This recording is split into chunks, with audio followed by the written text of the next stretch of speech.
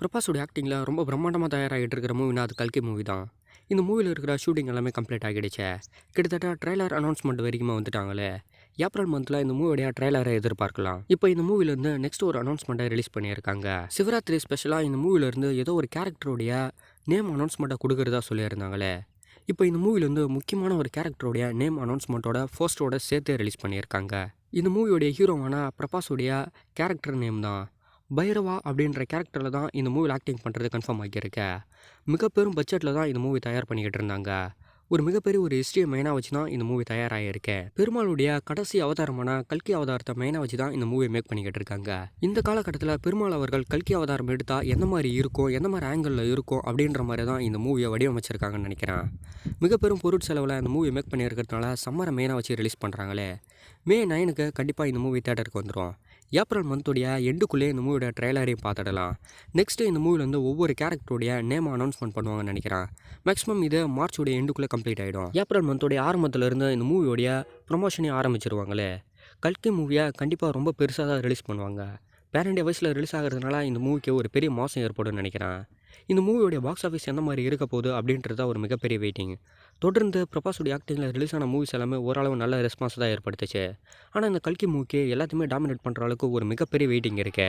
சேகர் கமலேஷோடைய டைரக்ஷனில் தனுஷோடைய 51வது மூவிலேருந்து டைட்டில் மட்டும் இல்லாமல் ஃபர்ஸ்ட் லுக் போஸ்டையும் சேர்த்து ரிலீஸ் பண்ணுறதா சொல்லியிருந்தாங்க. குபேரா அப்படின்னு டைட்டில் வச்சு இப்போ ஒரு போஸ்டரை பேன் இண்டியா வயசில் ரிலீஸ் பண்ணியிருக்காங்களே. இந்த மூவி தமிழ், தெலுங்கு, மலையாளம்னு ஒரு 4 லாங்குவேஜில் ரொம்ப பெருசாக ரிலீஸ் ஆகிறது கன்ஃபார்ம் ஆகியிருக்கு. தனுஷோடைய 50வது மூவி ஏப்ரல் மந்தில் சம்மர் ஸ்பெஷலாக ரிலீஸ் பண்ணுறதுக்கு ஒரு பிளானிங் போய்கிட்டு இருக்கு. இதை தவிர்த்தா மே மந்தில் தான் அந்த மூவி ரிலீஸ் ஆகுமே. ஆனால் சம்மருக்குள்ளேயே அந்த மூவியை ரிலீஸ் பண்ணுறத கன்ஃபார்ம் பண்ணிட்டாங்களே. இந்த மூவியில் தனுஷ், நாகார்ஜுனா, ராஷ்மிகான நிறைய ஆக்ட்ரஸ் ப்ளே பண்ணியிருக்காங்க. ஒரு மிகப்பெரிய வெயிட்டிங் இந்த மூவிக்கு ஏற்பட்டிருக்குன்னு சொல்லணும். இப்போ ரிலீஸ் ஆகியிருக்க இந்த ஃபர்ஸ்ட் லுக் போஸ்டரை வச்சு பார்க்கும்போது ஏதோ டிஃப்ரெண்ட்டான ஒரு கண்டென்ட்டாக இந்த மூவி இருக்கும்னு நினைக்கிறேனே. 51 அப்படின்றதுனால கண்டிப்பாக அதுக்கு மேலே பண்ணுற எல்லா மூவியுமே ஒரு நல்ல ரெஸ்பான்ஸ் எதிர்பார்த்து தான் பண்ணுவாங்க. ரிஷப் ஷெட்டியோடைய ஆக்டிங் டைரக்ஷனில் ரிலீஸ் ஆன மூவி தான் காந்தாரா மூவி. இந்த மூவியோடைய முதல் பாகம் ரிலீஸ் ஆகி ஒரு பெரிய ரெஸ்பான்ஸ் மட்டும் இல்லாமல் ஒரு பெரிய பாக்ஸ் ஆஃபீஸை ஏற்படுத்துச்சு. இதனுடைய 2வது பாகத்துடைய ஷூட்டிங் இப்போ ஆரம்பிக்க போகிறாங்க. இந்த மூவியில் முக்கியமான ஒரு ரோலில் என்டிஆர் அவர்கள் ஆக்டிங் பண்ணுறதுக்கு வாய்ப்பு இருக்குது அப்படின்ற மாதிரி சொல்லியிருக்காங்களே. வராக கடவுளையும் மலைவாழ் மக்களையும் மெயினாக வச்சு மேக் பண்ணியிருந்தா இந்த மூவியோடைய முதல் பாகம் ஒரு பெரிய ரெஸ்பான்ஸ் தான். முக்கியமாக சொல்லணும்னா மலைவாழ் மக்களுடைய வாழ்க்கையை இந்த அளவுக்கு என்டர்டைன்மெண்ட்டாக ரிஷப் ஷெட்டி எடுத்ததுக்கு ஒரு மிகப்பெரிய ரெஸ்பான்ஸ் ஏற்படுது, பாக்ஸ் ஆஃபீஸ் ஏற்படுது. 2வது பாகமும் அதே போல தான் ரொம்ப பெருசாக எதிர்பார்த்துக்கிட்டு இருக்கமே. என்டிஆர் அவர்கள் ஒரு சின்ன ரோலில் பண்ணாலும் ஒரு நல்ல ரோலாக இருந்துச்சுன்னா கண்டிப்பாக இந்த மூவிக்கு ஒரு பெரிய பாசிட்டிவாக இருக்கும். ஃபர்ஸ்ட் பார்ட் போலவே ஒரு நல்ல ஸ்க்ரீன் பிளேவும் இந்த மூவிக்கு அமைஞ்சிச்சுன்னா கண்டிப்பாக ஒரு பெரிய ரெஸ்பான்ஸ் தான். கிட்டத்தட்ட 1000 கோடி ரூபா பாக்ஸ் ஆஃபீஸில் இந்த மூவி இருக்குது அப்படின்னா மிகப்பெரிய ஒரு ஆச்சரியம்னே சொல்லலாம். ஆனால் இந்த மூவி 2025 ஃபர்ஸ்ட் ஹாஃபில் ரிலீஸ் பண்ணுறதை கன்ஃபார்ம் பண்ணி வச்சுருக்காங்க.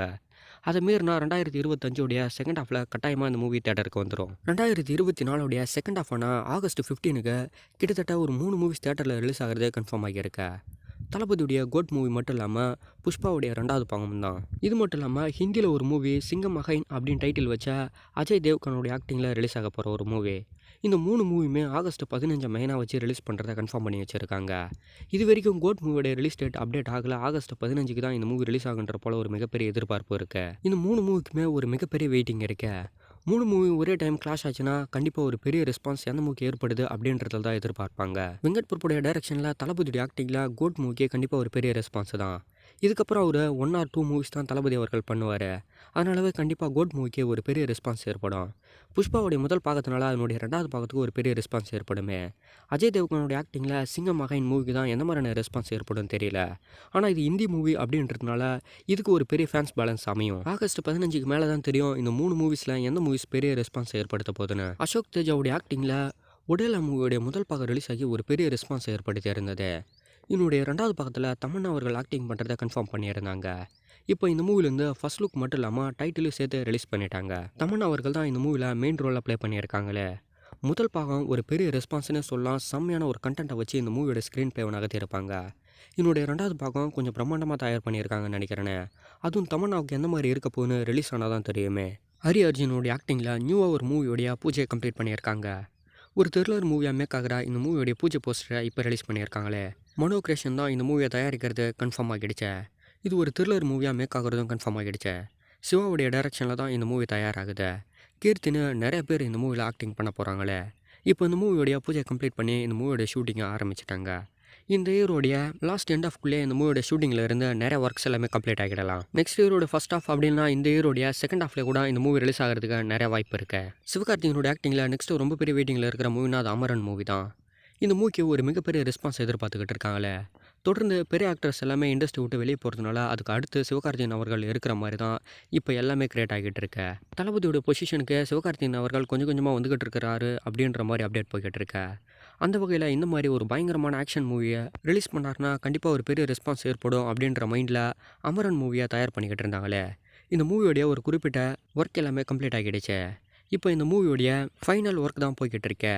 இந்த மூவி நெட்ஃப்ளிக்ஸ் ஓடிடியில் ரிலீஸ் ஆகிறது கன்ஃபார்ம் ஆகிடுச்சு. 2025 ஃபர்ஸ்ட் ஆஃப் அப்படின்னா 2024 லாஸ்ட் எண்ட் ஆஃபில் கூட இந்த மூவி ரிலீஸ் ஆகிறதுக்கு வாய்ப்பு நிறையா இருக்கு. சிவகார்த்திகேயனுடைய ஆக்டிங்கில் 2024 பார்க்கலாம் அப்படின்ற மாதிரி தான் அதிகப்படியான அப்டேட் போய்கிட்டு இருக்கு. அமரன் மூவி 2024 எண்டுக்குள்ளே ரிலீஸ் ஆகிடுச்சுன்னா முருகதாஸ் அவர்களுடைய டைரக்ஷனில் வெயிட்டிங்கில் இருக்கிற ஒரு மூவியோட ஷூட்டிங் ஆரம்பிச்சிருவாங்களே. கண்டிப்பாக இதுக்கப்புறம் சிவகார்த்திகேயனை ரொம்ப பெரிய பெரிய மூவிஸில் தான் பார்க்கலான்னு நினைக்கிறேன்.